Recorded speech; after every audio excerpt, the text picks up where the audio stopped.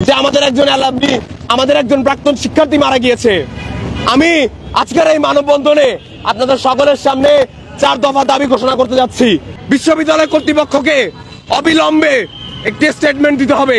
সেই statement email অথবা Facebook page যে থ্রুতেই হোক, ভার্সিটির ওয়েবসাইটে আমাদের শিহান ভাইকে ফিচার করতে হবে।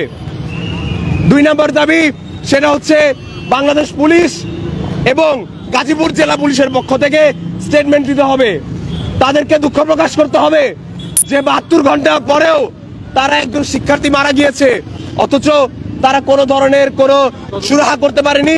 তদন্ত শুরু করবে তো শুরু কথা তো প্রশ্নই ওঠে না, তারা খুনিকেই শনাক্তকরণ করতে পারেনি। আমাদের 3 নম্বর দাবি, সেটা হচ্ছে পুলিশকে আগামী 72 ঘন্টার মধ্যে এই যে আসামি আছে, আসামিদেরকে চিহ্নিত করতে হবে এবং তাদেরকে ধরতে হবে এবং তদন্ত প্রক্রিয়া শুরু করতে হবে। এবং আমাদের শেষ দাবি, সেটা হচ্ছে আমাদের স্টুডেন্টদের প্রতি যে শিহান ভাইয়ের যারা খুনি আছে তাদেরকে যতক্ষণ না পর্যন্ত শনাক্তকরণ করা হচ্ছে, তাদেরকে ধরা হচ্ছে, আমরা আমাদের প্রোফাইলে শিহান ভাইয়ের ছবি দিয়ে রাখবো এবং মৌন প্রতিবাদ জানাবো। পাশাপাশি আমি আপনাদের সবাইকে বলে দিতে চাই, আমাদের এই দাবিগুলো যদি পূরণ না হয় তাহলে আমরা এর থেকে আরো কঠোর পদক্ষেপ নিব।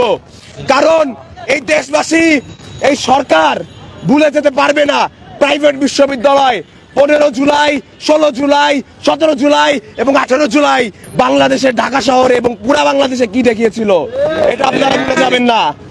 এই সরকার, আপনারা কিন্তু আমাদেরই সরকার, ছাত্র জনতার সরকার। ছাত্র জনতাকে যদি নিরাপত্তা না দিতে পারেন, আপনাদের গদি টিকবে নাকি টিকবে না তার গ্যারান্টি কিন্তু আল্লাহ ছাড়া আর কেউ দিতে পারে না। ধন্যবাদ। বাংলাদেশ দীর্ঘজীবী হোক।